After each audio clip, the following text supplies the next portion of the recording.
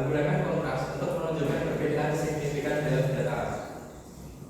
keempat ada sindiran, digunakan secara halus dan sopan dalam kritik akademik atau pembahasan pustaka. Dan bisa berikutnya ada matriks perbandingan. Matriks perbandingan sering digunakan untuk mengilustrasikan fenomena sulit diamati langsung. Terus kita akan menggunakan analogi secara sains, yaitu ada satu bekerja seperti pabrik kimia, memudahkan pemahaman struktur biologis yang kompleks, yaitu secara analogi dalam sains. Terus kita move ke simile atau sastra, wajahnya seperti bulan pertama, mengilustrasikan fenomena yang sulit diamati langsung. Oke, gaya bahasa pertentangan dalam menyoroti anomali data. Matriks pertentangan seperti hiperbola atau paradoks digunakan untuk memberikan efek dramatis pada temuan yang luar biasa. Yang pertama, menunjukkan perbedaan tajam antara teori yang ada dengan hasil temuan lapangan.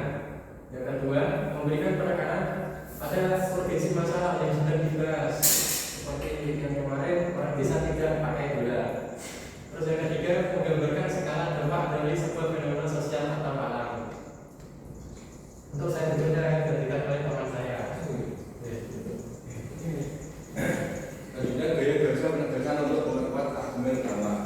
Gaya penegasan seperti repetisi dan paralelisme syarat efektif digunakan dalam pidato, pengukuhan atau pidato. Jadi repetisi menguji struktur kalimat atau kata kunci secara strategis untuk melakukan pesan kunci. Yang kedua, paralelisme menyampaikan poin-poin presentasi dengan struktur serupa untuk usahakan atau logika. Selanjutnya dengan gaya bahasa sindiran dalam kritik ilmiah, itu sindiran dalam dunia akademik harus disampaikan dengan sangat hati-hati melalui bentuk ironi atau satire yang halus. Ini sama apalagi kritis terhadap teori. Dan digunakan sebagai alat untuk menyoroti inkonsistensi dalam teori atau kebijakan tanpa niat untuk menjatuhkan. Kedua, menjadi profesionalisme penelitian menyoroti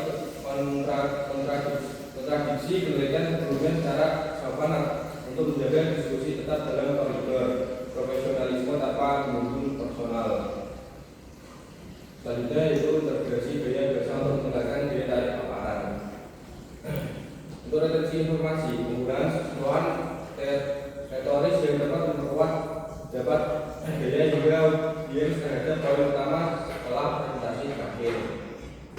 Yang kedua, transformasi data, mengubah data mentah menjadi narasi yang mengalir dan menggugah untuk mengingatkan argumen audiens. Untuk memahami diksi. Diksi bukan sekedar memilih kata, melainkan seni memilih istilah tepat. Itu memilih istilah tepat, menghindari ambiguitas, mencerminkan ketajaman, memahami nuansa makna. Fungsi diksi, bukan diksi yang tepat secara langsung berdampak pada efisiensi komunikasi. Seperti efisiensi komunikasi, kedua pesan singkat padat dan tiga konteks terbatas.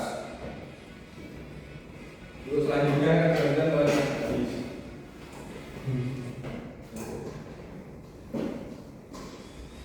Kriteria utama syarat diksi yang berkualitas tinggi. Untuk mencapai standar akademik, pemilihan kata harus memenuhi kriteria evaluasi yang ketat. Ketetapan makna, kata yang digunakan harus sesuai dengan konsep ilmiah yang ingin disampaikan. Sesuai konteks, penggunaan bahasa harus selaras dengan situasi formal dan latar belakang audiens. Kemudahan pemahaman, menghindari jagung.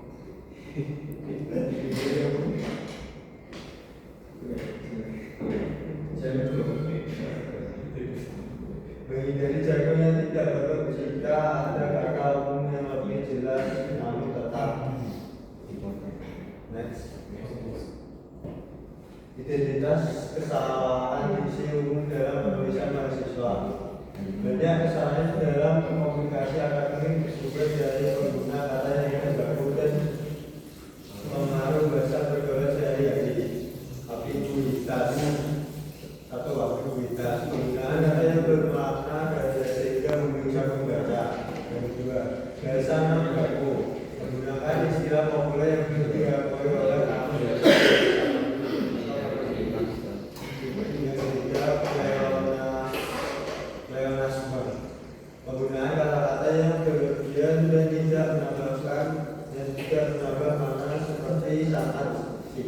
sangat sekali. Keempat, salah penempatan. Gunakan kata formal dalam konteks yang salah atau sebaliknya. Strategi penempatan diksi yang efektif dalam karya ilmiah. Penerapan diksi yang efektif membutuhkan disiplin dalam merujuk pada standar bahasa baku. Konteks pendapat, waktu, jumlah, proses. Diksi yang tidak efektif atau informal. Saya rasa perlu sekali, banyak banget bikin penelitian.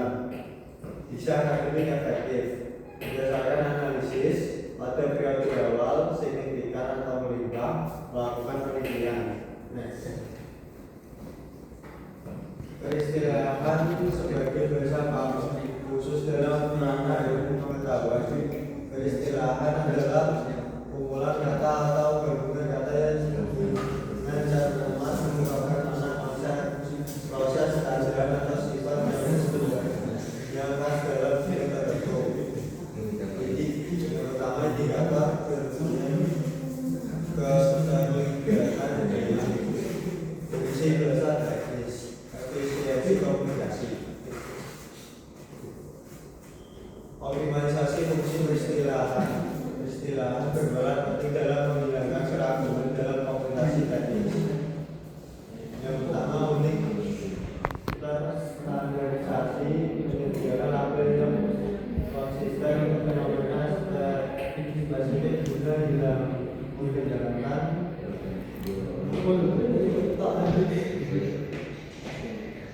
menjalankan efisiensi komunikasi, memangkas penjelasan naratif pada tokoh istilah. Inflasi menjadikan deskripsi proses harga rumit. Presisi teknis, memastikan integrasi mana di lingkungan profesional dengan menggunakan terminologi yang tepat. Contoh implementasi istilah akademik berbagai disiplin. Setiap institusi memiliki kamus istilahnya sendiri yang harus dikuasai oleh mahasiswa untuk dapat berpartisipasi dalam diskursus akademik. Yang pertama, sains dan biologi, fotosintesis, osmosis, mitosis. Yang kedua, ekonomi dan bisnis, inflasi, likuiditas, diversifikasi.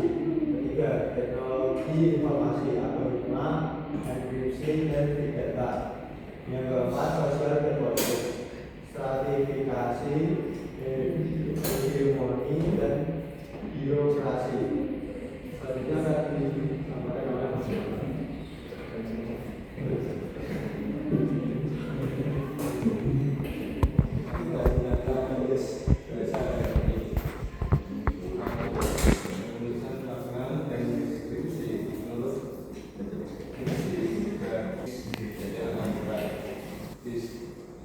Diskusi kelas menurut penggunaan istilah yang tepat agar argumen diakui secara kesimpulan. Korespondensi dosen menunjukkan diskusi formal untuk menjaga etika dan tata krama akademik.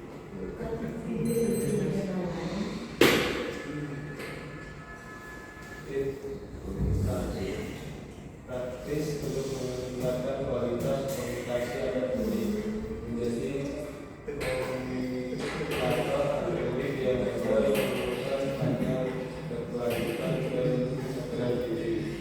1. Selalu menggunakan bahasa formal. Biasanya menggunakan bentuk kalimat yang benar bahkan dalam kata-kata pribadi. 2. Meningkatkan kepercayaan diri. Penguasaan materi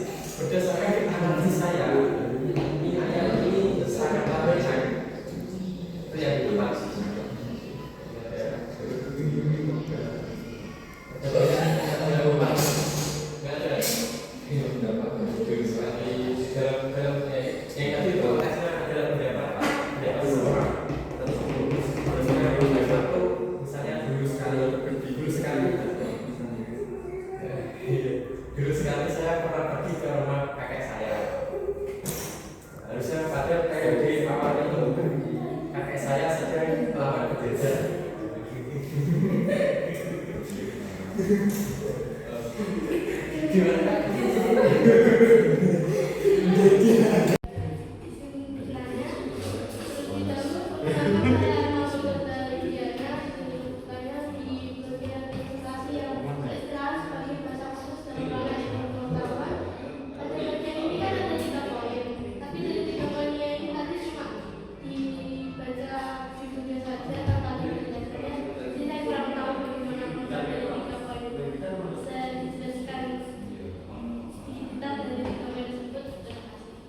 Oke.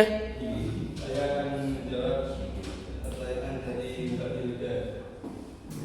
Poin pertama adalah indikator pendekatan ilmiah, yaitu penggunaan istilah yang dapat menunjukkan pemahaman dalam analisis serta pendekatan akhir seseorang dalam perkembangan sesuatu cabang ilmu pengetahuan.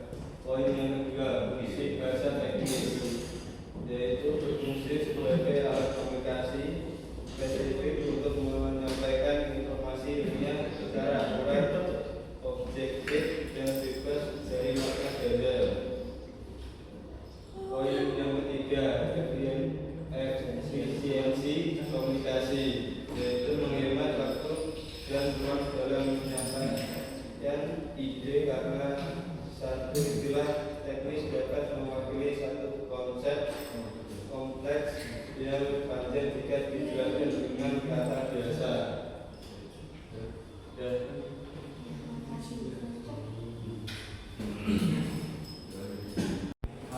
Oke, sekian presentasi dari kelompok kami, kelompok Jawa. Terima kasih telah menyimak dari awal sampai akhir. Wassalamualaikum warahmatullahi wabarakatuh. Waalaikumsalam. Mulai dulu. Oh, halo. Saya Saudara Diana. Saya mulai di bagian peristilahan sebagai bahasa khusus dalam ilmu pengetahuan. Itu kan ada 3 poin ya Kak. Nah 3 poin ini tadi cuma judulnya saja dibaca, tidak ada penjelasannya. Itu saya masih kurang paham. Bisa dijelaskan lebih. Oke, Reno. Maju dulu ya. Agung